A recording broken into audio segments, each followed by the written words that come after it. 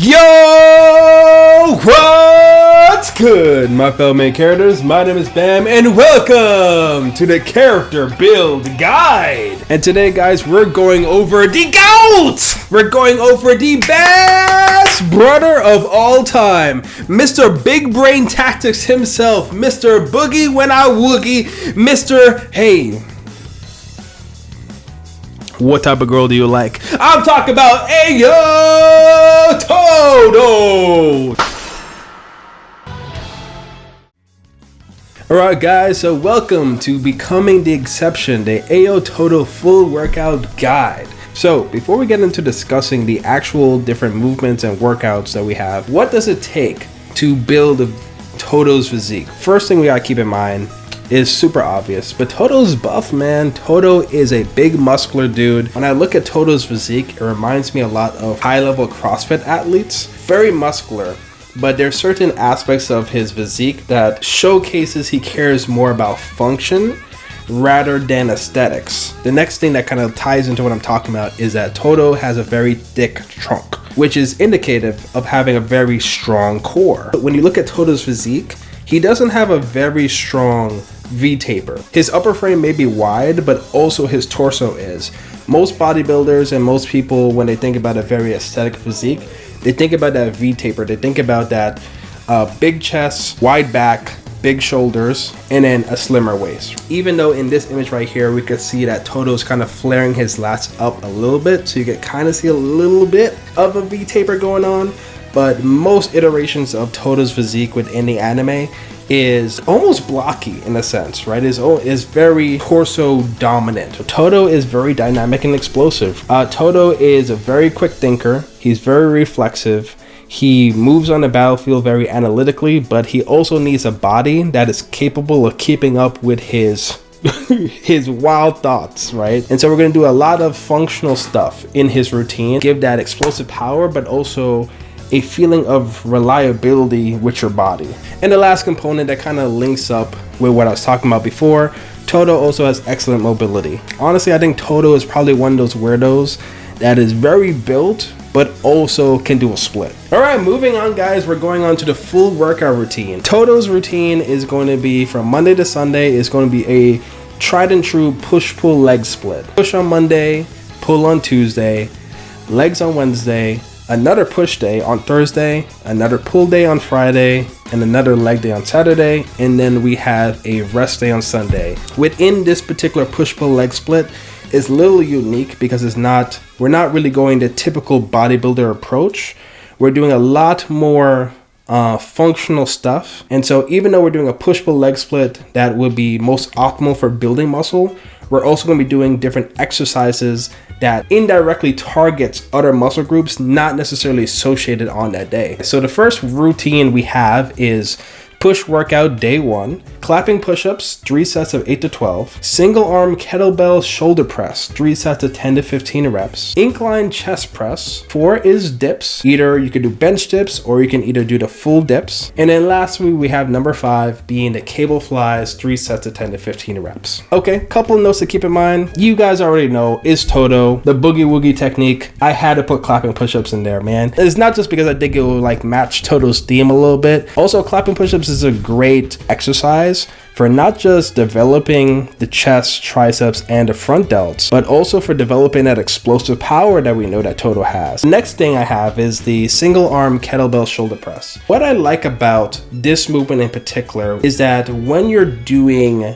the shoulder press, especially with a kettlebell, and you're doing the single arm, there's a lot of stabilization happening here, right? When I was testing out this move myself, I noticed not just my shoulder being activated, but I noticed my core being activated. I noticed my quads and my glutes had engaged. Every part of my body was working to keep me stable as I was pushing through it. It's not only going to be a great workout for your shoulders, but afterwards you're just going to feel your whole body just feeling like, whoo, And then every other movement in the push is pretty typical of a push day, right? We want to kind of still develop those muscle groups that are pronounced in Todo. Day 2 is a pull day, starting off with chin-ups, 3 sets of 8 to 12 reps, kettlebell gorilla rows, 3 sets of 10 to 15 reps, cable lat pull downs, 3 sets of 8 to 12 reps, kettlebell shrugs, 3 sets of 8 to 12 reps, and then lastly, farmer carries, 3 sets of 30 seconds, or you could do it based on a certain amount of distance available in your gym. So there's a little bit of a theme in this workout routine. I'm taking advantage of kettlebells quite a bit,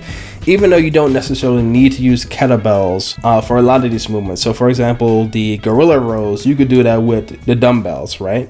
And the gorilla rows is essentially a row, but you have your feet more spread out, almost in a sumo squat position. Also, another thing to note, I've added farmer carries at the end. I think farmer carries are a great, ultimately functional thing. I think Todo would put farmer carries in his routine because he is a smart, tactical person that developed his body to not just be a tank and a powerhouse, but to also be super functional. And farmer carries is extremely functional. If you also want to make the farmer carries a little bit more challenging and a little bit more relating to that core stability, you could do single arm farmer carries, and that's going to engage your core a lot more as well. And now we're on to leg day. Now listen, I know we don't get a chance to see what Todo is rocking downstairs. Pause. Maybe he doesn't put too much of an emphasis on building thick, strong legs, but he definitely has legs that are super functional and super capable. First exercise is single arm kettlebell squats, 3 sets of 10 reps each side. Next, we have hanging leg raises, 3 sets of 10 to 15 reps. Next one is a kettlebell swing, 3 sets of 20 reps. Anti-rotation cable twist, 3 sets of 10 reps. And number 5 is weighted Cossack squats. The weight could either be a kettlebell, a dumbbell, or a plate. 3 sets of 10 reps each side. This leg day is more of a leg/core day actually, where we put more emphasis on directly developing the core, right? All right, moving on to the push workout day 4. So we have weighted push-ups, 3 sets of 8 to 12 reps, kettlebell halos, 3 sets of 10 reps each direction, incline chest press, 3 sets of 8 to 12 reps, the reverse dumbbell flies to hit those rear delts, and then finally we had the cable flies, 3 sets of 10 to 15 reps. There's a little bit of a, if it ain't broke, don't fix it approach to this, because if you guys notice, the incline chest press and the cable flies are basically recycled from our first push day. Those are some tried and true movements that you don't need to do different stuff for, right? We still want to develop that shelf on our upper chest with an incline chest press, right? And you could either do that with a barbell or dumbbells if you have available to it.